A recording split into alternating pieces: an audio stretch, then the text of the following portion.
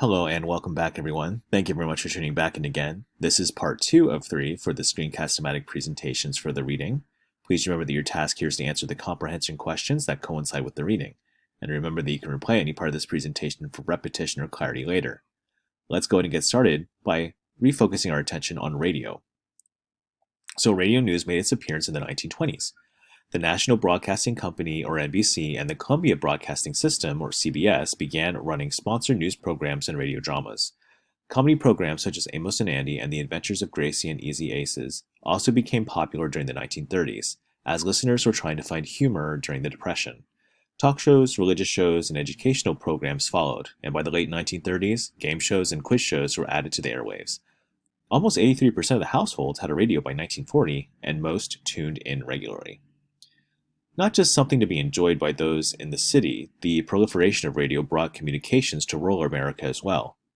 News and entertainment programs were also targeted to rural communities. WLS in Chicago provided the National Farm and Home Hour and the WLS Barn Dance.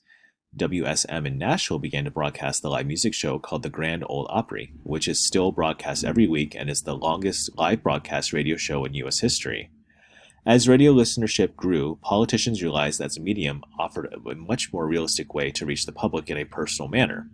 Warren Harding was the first president to regularly give speeches over the radio, and President Herbert Hoover used radio as well, mainly to announce government programs on aid and unemployment relief. Yet it was Franklin D. Roosevelt who became famous for harnessing the political power of radio. On entering the office in March 1933, President Roosevelt needed to quiet public fears about the economy and prevent people from removing their money from the banks. He delivered his first radio speech 8 days after assuming the presidency. You can actually skip past the primary doc analysis there and move on to the next section of substance right here. Roosevelt spoke directly to the people and addressed them as equals, and one listener described the chats as soothing, while the president acting, of course, like a father, sitting in the room with the family, cutting through the political nonsense and describing what help he needed from each family member. Roosevelt would sit down and explain his ideas and actions directly to the people on a regular basis, confident that he could convince voters of their value. His speeches became known as fireside chats and formed an important way for him to promote his New Deal agenda. Roosevelt's combination of persuasive rhetoric and media allowed him to expand both the government and the presidency beyond their traditional roles. Now, during this time, print news is still controlled much of the information flowing to the public, and radio news programs were limited in scope and number. But in the 1940s, the German annexation of Austria, conflict in Europe, and World War II changed radio news forever. The need and desire for frequent news updates about the constantly evolving war made our newspapers with the once-a-day printing too slow. People wanted to know what was happening. They wanted to know immediately, and although initially reluctant to be on the air, reporter Edward R. Murrow of CBS began reporting live about Germany's actions from his post in Europe. His reporting contained news and some commentary, and even live coverage during Germany's serial bombing of London. To protect covert military operations during the war, the White House had placed guidelines on reporting of classified information, making a legal exception for the First Amendment's protection against government involvement in the press. Newscasters voluntarily agreed to suppress information, such as about the development of the atomic bomb and the movements of the military, until after the events had occurred. And the number of professional and amateur radio stations grew quickly.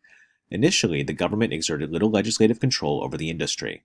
Stations chose their own broadcasting locations, signal strengths, and frequencies, which sometimes overlapped with one another or with the military, leading to tuning problems for listeners. The Radioactive 1927 called the Federal Radio Commission, or FRC, which made the first effort to set standards, frequencies, and license stations.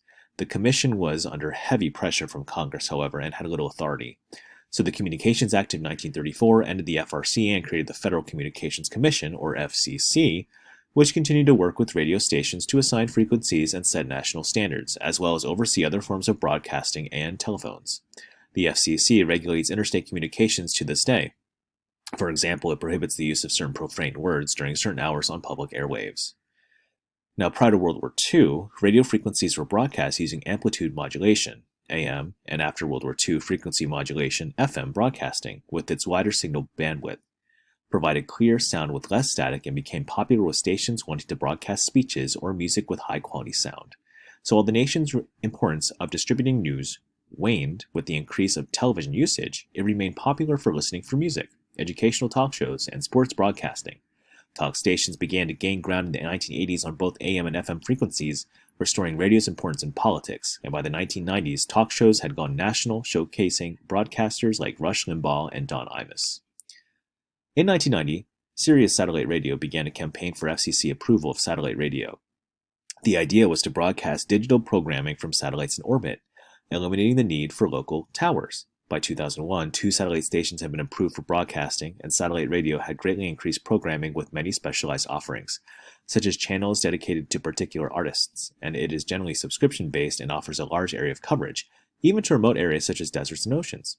Satellite programming is also exempt from the many of the FCC regulations that govern regular radio stations. Howard Stern, for example, was fined more than $2 million while on public airwaves, mainly for his sexually explicit discussions. Stern moved to Sirius Satellite in 2006 and has since been free of oversight and fines ever since.